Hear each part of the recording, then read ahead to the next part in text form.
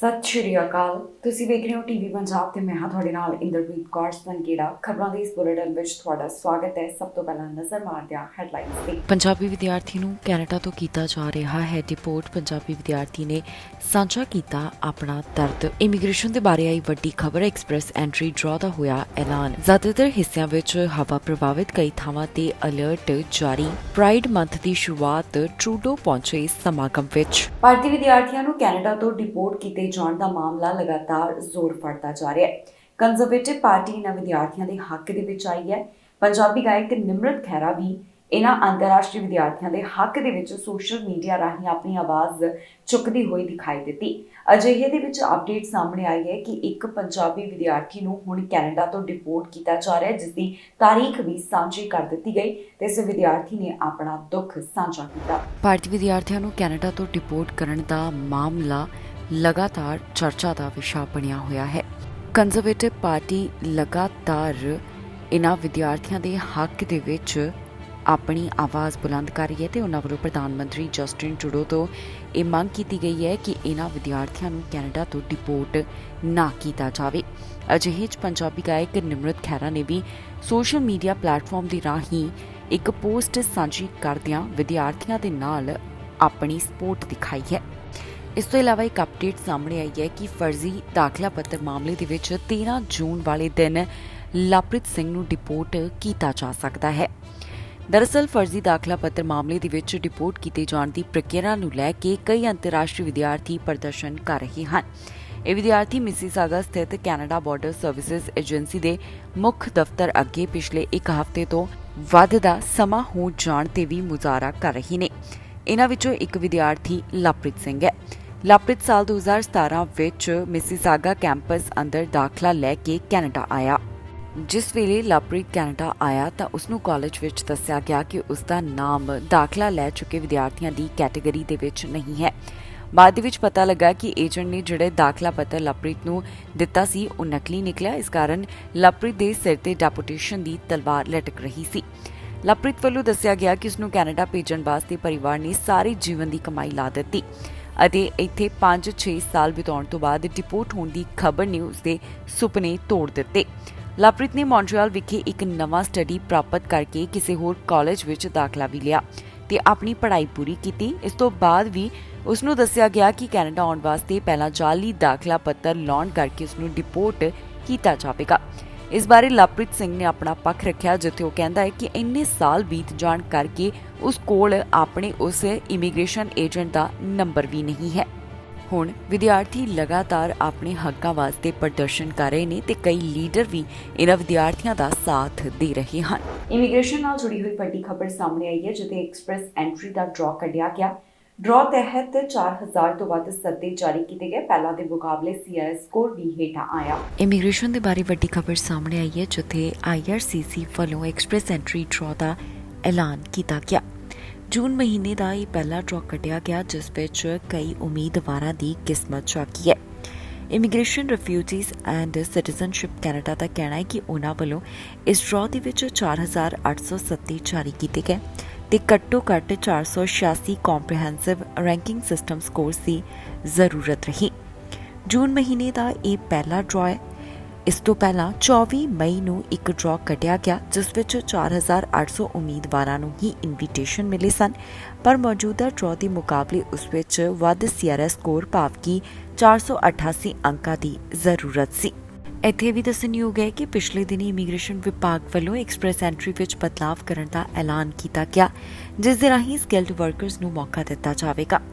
Express entry list ਦੇ ਵਿੱਚ ਕੁਝ ਨਵੇਂ ਕਾਰੋਬਾਰ ਵੀ ਸ਼ਾਮਲ ਕੀਤੇ ਗਏ ਨੇ, ਜਿਨ੍ਹਾਂ ਦੇ ਨਾਮ ਕੁਝ ਇਸ ਪ੍ਰਕਾਰ ਹਨ: health care, science technology, engineering and mathematics, trades ਜਿਸ ਵਿੱਚ ਕਾਰਪੈਂਟਰਸ, ਪਲੰਬਰ, ਕੰਟਰੈਕਟਰ ਨੂੰ ਸ਼ਾਮਲ ਕੀਤਾ ਗਿਆ, transport, agriculture and agri food ਦੇ ਨਾਲ ਸੰਬੰਧਿਤ ਉਮੀਦਵਾਰਾਂ ਨੂੰ ਹੁਣ ਇਨਵੀਟੇਸ਼ਨ ਦਿੱਤੇ ਜਾਣਗੇ।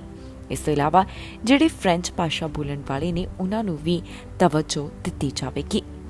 ਦੱਸ ਦਈਏ ਕਿ ਮੌਜੂਦਾ ਡਰਾਅ ਨੂੰ ਮਿਲਾ ਕੇ IRCC ਵੱਲੋਂ ਹੁਣ ਤੱਕ ਇਸ ਸਾਲ ਦੌਰਾਨ 13 ਡਰਾਅ ਕੱਢੇ ਗਏ, ਜਿਸ ਰਾਹੀਂ 49,948 ਉਮੀਦਵਾਰਾਂ ਨੂੰ ਇਨਵੀਟੇਸ਼ਨ ਜਾਰੀ ਕੀਤੇ ਗਏ ਹਨ।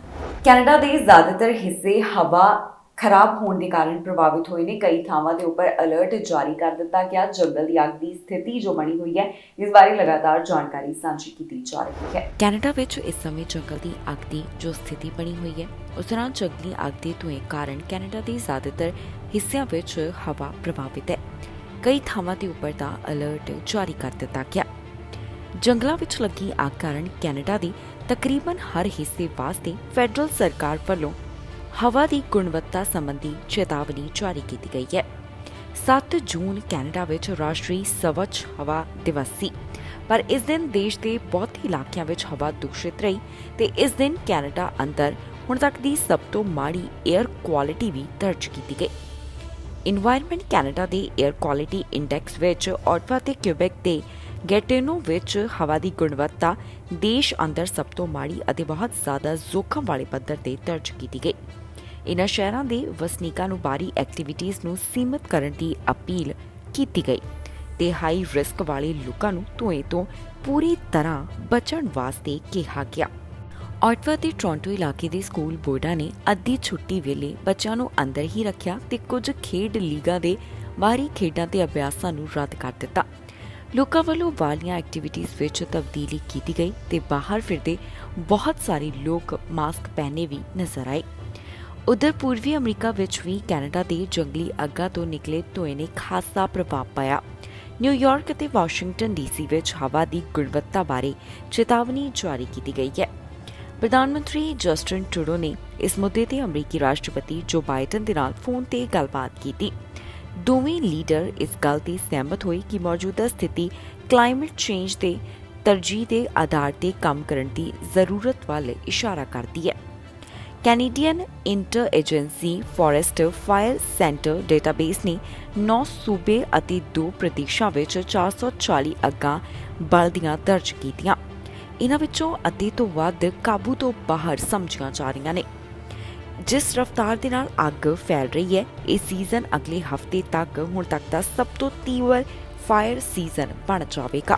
ਪ੍ਰਧਾਨ ਮੰਤਰੀ ਜਸਟਿਨ ਟਰੂਡੋ ਇੱਕ ਸਮਾਗਮ ਦੇ ਵਿੱਚ ਪਹੁੰਚੇ ਨੇ, ਜਿੱਥੇ ਪ੍ਰਾਈਡ ਮੰਥ ਦੀ ਸ਼ੁਰੂਆਤ ਮੌਕੇ ਸੈਰੇਮਨੀ ਦਾ ਆਯੋਜਨ ਕੀਤਾ ਗਿਆ। ਪ੍ਰਧਾਨ ਮੰਤਰੀ ਇਸ ਦੌਰਾਨ ਆਪਣੇ ਵਿਚਾਰ ਸਾਂਝੇ ਕਰਦੇ ਹੋਏ ਦਿਖਾਈ ਦਿੱਤੇ ਨੇ। ਪ੍ਰਾਈਡ ਮੰਥ ਦੇ ਬਾਰੇ ਜਾਣਕਾਰੀ ਸਾਹਮਣੇ ਆਈ, ਜਿੱਥੇ ਪ੍ਰਧਾਨ ਮੰਤਰੀ ਜਸਟਿਨ ਟਰੂਡੋ ਇੱਕ ਸਮਾਗਮ ਦੇ ਵਿੱਚ ਪਹੁੰਚੇ ਹਨ। ਫਲੈਗ ਰੇਜ਼ਿੰਗ ਸੈਰੇਮਨੀ ਦੇ ਵਿੱਚ ਪ੍ਰਧਾਨ ਮੰਤਰੀ ਵੱਲੋਂ ਹਿੱਸਾ ਲਿਆ ਗਿਆ, ਜੋ ਕਿ ਪ੍ਰਾਈਡ ਮੰਥ ਵਾਸਤੇ ਹੈ। ਇਸ ਦੌਰਾਨ ਪ੍ਰਧਾਨ ਮੰਤਰੀ ਵੱਲੋਂ ਆਪਣੇ ਵਿਚਾਰ ਵੀ ਸਾਂਝੇ ਕੀਤੇ ਗਏ। New reflections on the alphabet that we use to talk about the 2S LGBTQI+ community, but I am very pleased that the latest words that we use as a government start with 2S, because as you say, that was at the beginning, at 2S LGBTQI+ communities. We're here today to raise once again the pride flag on Parliament Hill. This is something our government proudly did 7 years ago. And every time we do it, from the very first time to now and to all the years to come, we're lifting high our belief that no matter your sexual orientation, your gender identity, or your gender expression, you belong here. You have a voice here. You are respected and heard, and your existence isn't up for debate, not now, not ever.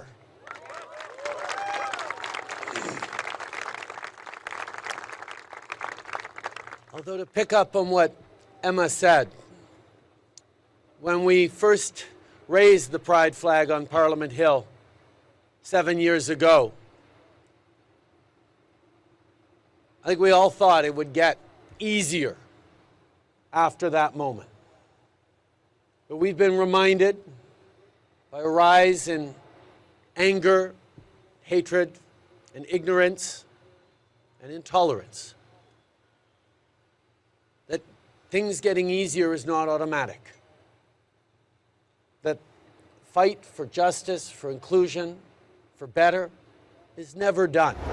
ਮੌਜੂਦਾ ਸਮੇਂ Canada ਵਿੱਚ ਜੰਗਲ ਦੀ ਅੱਗ ਦੀ ਜੋ ਸਥਿਤੀ ਬਣੀ ਹੋਈ ਹੈ, ਇਸ ਤੋਂ ਬਾਅਦ ਗ੍ਰੀਨ ਪਾਰਟੀ ਦੀ ਲੀਡਰ ਗੱਲ ਕਰਦੇ ਹੋਏ ਤੇ ਆਪਣਾ ਪੱਖ ਰੱਖਦੇ ਹੋਏ ਦਿਖਾਈ ਦਿੱਤੇ। ਮੌਜੂਦਾ ਸਥਿਤੀ ਦਾ ਉਹਨਾਂ ਵੱਲੋਂ ਜ਼ਿਕਰ ਕੀਤਾ ਗਿਆ। ਮੌਜੂਦਾ ਸਮੇਂ ਜੰਗਲ ਦੀ ਅੱਗ ਦੀ ਜੋ ਸਥਿਤੀ ਬਣੀ ਹੋਈ ਹੈ, ਇਸ ਬਾਰੇ ਗ੍ਰੀਨ ਪਾਰਟੀ ਲੀਡਰ ਦਾ ਬਿਆਨ ਸਾਹਮਣੇ ਆਇਆ। ਲੀਡਰ ਐਲਿਜ਼ਾਬeth ਵੱਲੋਂ ਆਪਣਾ ਪੱਖ ਰੱਖਿਆ ਗਿਆ ਤੇ ਉਹਨਾਂ ਨੇ ਮੌਜੂਦਾ ਸਥਿਤੀ ਦਾ ਜ਼ਿਕਰ ਕੀਤਾ ਹੈ। And that's the climate crisis as manifested in wildfires across the country. Right now, upstairs, I just left the chamber, and thanks to the Bloc Québécois Business of Supply motion, we will be debating forest fires today in this House. I do want to also start by saying that I've been very grateful for the Minister of Emergency Preparedness, the Honourable Bill Blair, holding briefings for leaders of all the parties in Parliament and keeping us up to date on the state of the wildfires. And his efforts are nonpartisan and really welcome in bringing members of, and including leaders of the Conservative Party, the New Democrats, members of the Bloc Québécois, into briefings to update us on the fires. The risk forecast for the rest of this summer is not good. I think everyone knows that now. We are going to continue to expect hot, dry conditions. The likelihood is that this fire season will be long. But for the month of May 2023, it's clear we smashed all records. In the last 10 years, the average area burnt in the month of May for Canada, all of Canada, is 150,000 hectares. This month of May, more than 2 million hectares were burnt. We use the term order of magnitude often without necessarily knowing what it means. Here's an object lesson in an order of magnitude leap. An order of magnitude is anything that leaps by a factor of 10. This year, the month of May burned 14 times more than the average over the last 10 years. ਜੰਗਲ ਦੀ ਅੱਗ ਬਾਰੇ ਸਰਕਾਰ ਕੀ ਕਦਮ ਚੁੱਕ ਰਹੀ ਹੈ, ਸਰਕਾਰ ਵੱਲੋਂ ਕੀ ਉਪਰਾਲਾ ਕੀਤਾ ਜਾ ਰਿਹਾ ਹੈ, ਇਸ ਬਾਰੇ ਟਰੂਡੋ ਦੇ ਮੰਤਰੀ ਗੱਲ ਕਰਦੇ ਹੋਏ ਦਿਖਾਈ ਦਿੱਤੇ ਤੇ ਨਾਲ ਹੀ ਉਹਨਾਂ ਨੇ ਦੱਸਿਆ ਕਿ ਇੰਡੀਜੀਅਸ ਭਾਈਚਾਰੇ ਦੇ ਉੱਪਰ ਇਸ ਦਾ ਕੀ ਅਸਰ ਪਿਆ। ਕੈਨੇਡਾ ਦੇ ਅਲੱਗ-ਅਲੱਗ ਹਿੱਸਿਆਂ ਵਿੱਚ ਇਸ ਸਮੇਂ ਜੰਗਲ ਦੀ ਅੱਗ ਦੀ ਜੋ ਸਥਿਤੀ ਬਣੀ ਹੋਈ ਹੈ, ਇਸ ਬਾਰੇ ਅਧਿਕਾਰੀ ਲਗਾਤਾਰ ਅਪਡੇਟ ਸਾਂਝੀ ਕਰ ਰਹੇ ਨੇ। ਵਾਈਲਡ ਫਾਇਰ ਦਾ ਅਸਰ ਜੋ ਇੰਡੀਜੀਅਸ ਕਮਿਊਨਿਟੀਜ਼ ਦੇ ਉੱਪਰ ਦੇਖਣ ਨੂੰ ਮਿਲਿਆ, ਇਸ ਤੋਂ ਬਾਅਦ ਇੰਡੀਜੀਅਸ ਸਰਵਿਸਿਜ਼ ਮਿਨਿਸਟਰ ਦਾ ਬਿਆਨ ਸਾਹਮਣੇ ਆਇਆ, ਜਿੱਥੇ ਉਹਨਾਂ ਵੱਲੋਂ ਦੱਸਿਆ ਗਿਆ ਕਿ ਫੈਡਰਲ ਸਰਕਾਰ ਪ੍ਰਭਾਵਿਤ ਲੋਕਾਂ ਦੀ ਮਦਦ ਕਿਵੇਂ ਕਰ ਰਹੀ ਹੈ। ਉਹਨਾਂ ਦਾ ਕੀ ਕਹਿਣਾ ਹੈ, ਆਓ ਤੁਹਾਨੂੰ ਸੁਣਾਉਂਦੇ ਹਾਂ। Nation's communities have been affected by wildfires this season, and 13 are still evacuated, about 6,300 people. Some people have gone back to community, about 1,000 or so, but there are still a lot of people displaced from their homes and communities. Chiefs and community leaders, Indigenous firefighters have been working incredibly hard with provinces, territories, and of course with the federal government to protect lives, but also to protect critical infrastructure that, as many First Nations know, is very difficult to rebuild in some of the more remote communities. Even prior to this wildfire season, and the Government of Canada has invested historic sums to try to begin to close the housing gap. In total, at this point, roughly $8 billion has been dedicated to building housing on First Nations, and with First Nations leadership, we, as you know, have money set aside in Budget 23 for urban, rural, and northern housing that's Indigenous focused and led. So that work is ongoing. I can tell you, though, in terms of the rebuild, what our commitment has been is that we will replace with First Nations the housing that's been lost as a result of forest fires. And my focus as a Minister of Indigenous Services will be to, first of all, help communities assess what that gap is, determine the price tag that we'll need to come up with in terms of off-cycle funding. This is not budgeted amounts. This is the money that we will need to go and seek in between budget cycles to help communities begin that work. And thirdly, I'll say that there'll be some staging challenges because, of course, we're not just talking about housing, we're talking about other critical infrastructure that could be damaged, whether it's power, water delivery. It's hard to tell, and the communities affected will be doing that assessment with the support from the engineering team and the technical teams at Indigenous Services Canada. America ਦੀ ਹਵਾ ਦੇ ਉੱਪਰ ਵੀ ਹੁਣ ਅਸਰ ਦੇਖਣ ਨੂੰ ਮਿਲ ਰਿਹਾ ਹੈ। Canada ਵਿੱਚ ਜੰਗਲ ਦੀ ਅੱਗ ਦੀ ਜੋ ਸਥਿਤੀ ਬਣੀ ਹੋਈ ਹੈ, ਇਸ ਦਾ ਪ੍ਰਭਾਵ ਅਮਰੀਕਾ ਵਿੱਚ ਵੀ ਦੇਖਣ ਨੂੰ ਮਿਲਿਆ ਤੇ ਮੌਜੂਦਾ ਜੋ ਹਾਲਾਤ ਬਣੇ ਹੋਏ ਨੇ, ਅਲੱਗ-ਅਲੱਗ ਥਾਵਾਂ ਤੋਂ ਇਸ ਬਾਰੇ ਜਾਣਕਾਰੀ ਸਾਹਮਣੇ ਆਈ। ਅਮਰੀਕਾ ਤੋਂ ਹਵਾ ਦੀ ਗੁਣਵੱਤਾ ਦੇ ਬਾਰੇ ਜਾਣਕਾਰੀ ਸਾਹਮਣੇ, ਜਿੱਥੇ ਦੱਸਿਆ ਗਿਆ ਕਿ ਪਹਿਲਾਂ ਦੇ ਮੁਕਾਬਲੇ ਹਵਾ ਦੂਸ਼ਿਤ ਨਜ਼ਰ ਆ ਰਹੀ ਹੈ। ਇਸ ਦੇ ਪਿੱਛੇ ਕਾਰਨ ਹੈ ਕਿ ਕੈਨੇਡਾ ਦੇ ਕੁਝ ਹਿੱਸਿਆਂ ਵਿੱਚ ਇਸ ਸਮੇਂ ਜੰਗਲ ਦੀ ਅੱਗ ਲੱਗੀ ਹੋਈ ਹੈ। ਕਈ ਥਾਵਾਂ ਦੇ ਉੱਪਰ ਜੰਗਲ ਦੀ ਅੱਗ ਬੇਕਾਬੂ ਦੱਸੀ ਗਈ। ਹੁਣ ਕੈਨੇਡਾ ਦੀ ਇਸ ਸਥਿਤੀ ਦਾ ਅਸਰ ਅਮਰੀਕਾ ਦੇ ਕੁਝ ਹਿੱਸਿਆਂ ਵਿੱਚ ਵੀ ਪਿਆ ਨਜ਼ਰ ਆ ਰਿਹਾ ਹੈ। ਗਵਰਨਰ ਵੱਲੋਂ ਇਸ ਬਾਰੇ ਜਾਣਕਾਰੀ ਸਾਂਝੀ ਕੀਤੀ ਗਈ, ਜਿੱਥੇ ਉਹਨਾਂ ਨੇ ਅਪਡੇਟ ਜਾਰੀ ਕੀਤੀ ਹੈ। So we're here to provide an update on the alarming air quality due to the smoke that's continuing to drift down from the wildfires in Canada. I was on with the Canadian authorities last evening, and the scale of this is extraordinary. They said they had 10 million acres burning, that number was going to go up, they believe, to 12 million, that there are over 200 separate fires, and according to their senior authorities last night, 170 of them are out of, quote unquote, out of control. So we're monitoring the situation closely and coordinating with our state agencies and beyond our state as we need to, and you'll hear shortly from the folks beside me on what their respective agencies are doing. As Katie will mention, the DEP has declared another Air Quality Action Day for particulate matters for today, Thursday, June 8th. I think you've already made that decision for tomorrow as well, Friday, June 9th. In addition, state offices closed earlier yesterday at 3:30, and they opened later today at 10 a.m. this morning, again due to the poor air quality. Our top priority, as always, is to protect the health and safety of all New Jerseyans, so we encourage everyone to take precautions and stay inside if possible. What we have seen is unprecedented. As I mentioned, the widespread nature and uncommonly high levels of fine particulate concentrations reaching the unhealthy category is of a historic magnitude. And poor air quality impacts everyone, and exposure to high levels of particulate matter can cause difficulty breathing, chest pains, and asthma attacks, as Judy will discuss in more detail. Given the forecast for today, we continue to urge strongly all sensitive individuals, especially, meaning those with health conditions like asthma, heart disease, lung disease. New York ਸੂਬੇ ਦੇ ਵਿੱਚ Canada ਅੰਦਰ ਜੋ ਜੰਗਲ ਦੀ ਅੱਗ ਲੱਗੀ ਹੋਈ ਹੈ, ਉਸ ਦਾ ਅਸਰ ਦੇਖਣ ਨੂੰ ਮਿਲ ਰਿਹਾ। ਹਵਾ ਦੀ ਗੁਣਵੱਤਾ ਦੇ ਬਾਰੇ ਗਵਰਨਰ ਵੱਲੋਂ ਗੱਲ ਕੀਤੀ ਗਈ। ਮੌਜੂਦਾ ਸਥਿਤੀ ਬਾਰੇ ਉਹਨਾਂ ਵੱਲੋਂ ਦੱਸਿਆ ਗਿਆ। ਨਿਊਯਾਰਕ ਦੀ ਗਵਰਨਰ ਵੱਲੋਂ ਅੱਗ ਦੀ ਗੁਣਵੱਤਾ ਦਾ ਜ਼ਿਕਰ ਕੀਤਾ ਗਿਆ। ਕੈਨੇਡਾ ਵਿੱਚ ਇਸ ਸਮੇਂ ਜੰਗਲ ਦੀ ਅੱਗ ਦੀ ਜੋ ਸਥਿਤੀ ਬਣੀ ਹੋਈ ਹੈ, ਉਸ ਦਾ ਪ੍ਰਭਾਵ ਅਮਰੀਕਾ ਦੇ ਕੁਝ ਹਿੱਸਿਆਂ ਵਿੱਚ ਵੀ ਪਿਆ ਹੈ। ਨਿਊਯਾਰਕ ਦੇ ਵਿੱਚ ਵੀ 에ਅਰ ਕੁਆਲਿਟੀ ਜਿਹੋ ਜਿਹੀ ਹੈ, ਉਸ ਬਾਰੇ ਗੱਲ ਕੀਤੀ ਗਈ। ਇਸ ਬਾਰੇ ਨਿਊਯਾਰਕ ਦੀ ਗਵਰਨਰ ਕੈਥੀ ਵੱਲੋਂ ਕੀ ਕੁਝ ਕਿਹਾ ਗਿਆ, ਆਓ ਤੁਹਾਨੂੰ ਸੁਣਾਉਂਦੇ ਹਾਂ। We're seeing unhealthy air quality levels in Long Island, New York, Eastern Lake Ontario, Central New York, Western New York. And then we also have categories of healthy for sensitive individuals. So there's two different categories: unhealthy for everybody, unhealthy for people with sensitivities. That would be children, senior citizens, people with respiratory challenges. That would be the upper and lower Hudson Valleys. We saw yesterday some very disturbing numbers in New York City. They've come down from the 400 level, but we should never get complacent and think that the 200 air quality quotient index is satisfactory. But right now we're experiencing 209 in Brooklyn, 207 in Queens, and 191 in the Bronx. And again, normal is 50. Actually, quite often in the state of New York, we have pristine air. It's normally about 35. Frequently it's 35. Normal is 50. So we look to see weather improving over a few days. We're having the rain right now. Apparently the particles attach to the rain and they come down, but it does have a chance to cleanse them. I can have more explanation on that from Jackie Bray. But we still have spikes, individual spikes of over 400 in some regions. And the message is this is not over. We might get a little respite, but I don't want people to let down their guard and to become complacent about this, because we have to be prepared for the winds to shift. This is the unknown.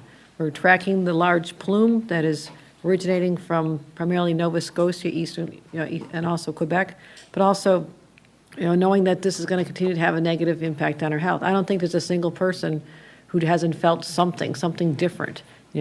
More frequent coughing and just a tightness in the throat, a watering of the eyes. And those are for people who are healthy, for those who have... America ਦੇ ਵਿੱਚ ਕੁਝ ਉਡਾਨਾਂ ਪ੍ਰਭਾਵਿਤ ਹੋਈਆਂ ਨੇ। 400 ਤੋਂ ਵੱਧ ਉਡਾਨਾਂ ਦੇਰੀ ਨਾਲ ਹਨ। ਇਸ ਦਾ ਕਾਰਨ ਜੋ ਹੈ ਉਹ ਜੰਗਲ ਦੀ ਅੱਗ ਨੂੰ ਦੱਸਿਆ ਗਿਆ। ਕੈਨੇਡਾ ਵਿੱਚ ਜੋ ਜੰਗਲ ਦੀ ਅੱਗ ਦੀ ਸਥਿਤੀ ਹੈ, ਉਸ ਦਾ ਅਸਰ ਅਮਰੀਕਾ ਦੇ ਵਿੱਚ ਵੀ ਦੇਖਣ ਨੂੰ ਮਿਲ ਰਿਹਾ ਹੈ। ਅਮਰੀਕਾ ਵਿੱਚ ਕਈ ਉਡਾਨਾਂ ਨੂੰ ਰੱਦ ਕਰਨਾ ਪੈ ਗਿਆ, ਜਿਸ ਬਾਰੇ ਅਧਿਕਾਰੀਆਂ ਵੱਲੋਂ ਜਾਣਕਾਰੀ ਸਾਂਝੀ ਕੀਤੀ ਗਈ। ਉਡਾਨਾਂ ਰੱਦ ਹੋਣ ਕਾਰਨ ਕਈ ਯਾਤਰੀ ਪ੍ਰਭਾਵਿਤ ਹੋਏ ਨੇ। ਜਾਣਕਾਰੀ ਮੁਤਾਬਕ 400 ਫਲਾਈਟਸ ਦੇ ਉੱਪਰ ਅਸਰ ਦੇਖਣ ਨੂੰ ਮਿਲਿਆ, ਜਿੱਥੇ ਇਹ ਉਡਾਨਾਂ ਦੇਰੀ ਨਾਲ ਚੱਲੀਆਂ ਨੇ। ਫਲਾਈਟ ਅਵੇਅਰ ਤੋਂ ਇਸ ਬਾਰੇ ਜਾਣਕਾਰੀ ਸਾਹਮਣੇ ਆਈ। ਇਸ ਦੇ ਪਿੱਛੇ ਦਾ ਕਾਰਨ ਜੋ ਜੰਗਲ ਦੀ ਅੱਗ ਦੇ ਕਾਰਨ ਸਥਿਤੀ ਬਣੀ ਹੋਈ ਹੈ ਉਸ ਨੂੰ ਦੱਸਿਆ ਗਿਆ। ਦੱਸਣਯੋਗ ਹੈ ਕਿ ਕੈਨੇਡਾ ਵਿੱਚ ਜੋ ਇਸ ਸਮੇਂ ਜੰਗਲ ਦੀ ਅੱਗ ਲੱਗੀ ਹੋਈ ਹੈ ਉਸ ਦਾ ਅਸਰ ਅਮਰੀਕਾ ਦੇ ਕੁਝ ਹਿੱਸਿਆਂ ਵਿੱਚ ਦੇਖਣ ਨੂੰ ਮਿਲ ਰਿਹਾ ਹੈ। ਇਸ ਬਾਰੇ ਨਿਊਯਾਰਕ ਤੋਂ ਜਾਣਕਾਰੀ ਸਾਹਮਣੇ ਆਈ, ਜਿੱਥੇ ਦੱਸਿਆ ਗਿਆ ਕਿ ਬੱਚਿਆਂ ਵਾਸਤੇ ਰਿਮੋਟ ਲਰਨਿੰਗ ਦਾ ਪ੍ਰਬੰਧ ਕੀਤਾ ਗਿਆ। ਇਸ ਤੋਂ ਇਲਾਵਾ ਵਾਈਟ ਹਾਊਸ ਵੱਲੋਂ ਪ੍ਰਾਈਡ ਮੰਥ ਇਵੈਂਟ ਨੂੰ ਵੀ ਅੱਗੇ ਪਾ ਦਿੱਤਾ ਗਿਆ ਹੈ। ਵਾਸ਼ਿੰਗਟਨ ਨੈਸ਼ਨਲ ਦੀ ਗੇਮ ਨੂੰ ਵੀ ਅੱਗੇ ਪਾ ਦਿੱਤਾ ਗਿਆ, ਜਿਸ ਦੀ ਜਾਣਕਾਰੀ ਸੋਸ਼ਲ ਮੀਡੀਆ ਰਾਹੀਂ ਸਾਂਝੀ ਕੀਤੀ ਗਈ। ਮੌਜੂਦਾ ਸਥਿਤੀ ਦੇ ਬਾਰੇ ਨਿਊ ਜਰਸੀ ਦੇ ਗਵਰਨਰ ਵੀ ਬੋਲੇ ਨੇ, ਜਿੱਥੇ ਉਨ੍ਹਾਂ ਵੱਲੋਂ ਮੌਜੂਦਾ ਸਥਿਤੀ ਨੂੰ ਇਤਿਹਾਸਕ ਦੱਸਿਆ ਗਿਆ ਹੈ। ਇੱਕ ਹੋਰ ਵੱਡੀ ਅਪਡੇਟ ਸਾਹਮਣੇ ਆਈ, ਜਿੱਥੇ ਨਿਊਯਾਰਕ ਵੱਲੋਂ ਕੈਨੇਡਾ ਦੀ ਮਦਦ ਦਾ ਐਲਾਨ ਕੀਤਾ ਗਿਆ। ਉਨ੍ਹਾਂ ਵੱਲੋਂ ਦੱਸਿਆ ਗਿਆ ਹੈ ਕਿ ਕੈਨੇਡਾ ਦੀ ਮਦਦ ਵਾਸਤੇ ਫਾਇਰ ਫਾਈਟਰਸ ਭੇਜੇ ਜਾਣਗੇ, ਜੋ ਜੰਗਲ ਦੀ ਅੱਗ ਦੇ ਉੱਪਰ ਕਾਬੂ ਪਾਉਣ ਸੰਬੰਧੀ ਕਦਮ ਚੁੱਕਣਗੇ।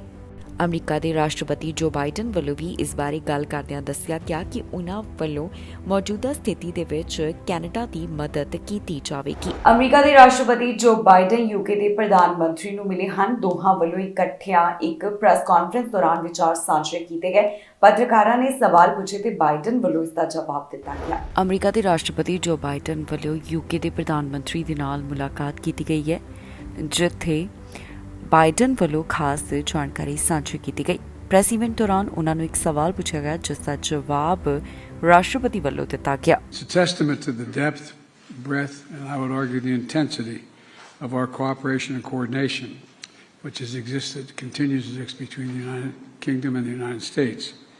There's no issue of global of importance, none, that where our nations are not leading together and where we're not sharing our common values to make things better. In our conversations today, we continue to build on all that we've achieved over these past months. We discussed how we can continue to adapt and upgrade our partnership to ensure our countries remain at the cutting edge of a rapidly changing world.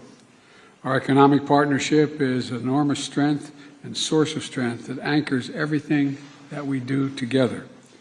We want to harness that power to make sure we're creating good jobs and supporting working class families in both our countries, and that growth is shared broadly and no one gets left behind. ਇਸ ਦੇ ਨਾਲ ਹੀ ਜਾਂਦੇ ਇੱਕ ਵਾਰ ਫਿਰ ਤੋਂ ਨਜ਼ਰ ਮਾਰਦੇ ਹਾਂ ਹੈਡਲਾਈਨਸ ਤੇ। ਪੰਜਾਬੀ ਵਿਦਿਆਰਥੀ ਨੂੰ ਕੈਨੇਡਾ ਤੋਂ ਕੀਤਾ ਜਾ ਰਿਹਾ ਹੈ ਡਿਪੋਰਟ। ਪੰਜਾਬੀ ਵਿਦਿਆਰਥੀ ਨੇ ਸਾਂਝਾ ਕੀਤਾ ਆਪਣਾ ਦਰਦ। ਇਮੀਗ੍ਰੇਸ਼ਨ ਦੇ ਬਾਰੇ ਆਈ ਵੱਡੀ ਖਬਰ। ਐਕਸਪ੍ਰੈਸ ਐਂਟਰੀ ਡਰਾਅ ਦਾ ਹੋਇਆ ਐਲਾਨ। ਜ਼ਿਆਦਾਤਰ ਹਿੱਸਿਆਂ ਵਿੱਚ ਹਵਾ ਪ੍ਰਭਾਵਿਤ, ਕਈ ਥਾਵਾਂ ਤੇ ਅਲਰਟ ਜਾਰੀ। ਪ੍ਰਾਈਡ ਮੰਥ ਦੀ ਸ਼ੁਰੂਆਤ ਟਰੂਡੋ ਪਹੁੰਚੇ ਸਮਾਗਮ ਵਿੱਚ। ਖਬਰਾਂ ਦੇ ਇਸ ਬੁਲੇਟਿਨ ਵਿੱਚ ਇੰਨਾ ਹੀ। ਫਿਲਹਾਲ ਮੈਨੂੰ ਇੰਦਰਪ੍ਰੀਤ ਕੌਰ ਸੰਘੇੜਾ ਨੂੰ ਦਿਓ ਇਜਾਜ਼ਤ ਤੇ ਤੁਸੀਂ ਵੇਖਦੇ ਰਹੋ ਟੀਵੀ ਪੰਜਾਬ।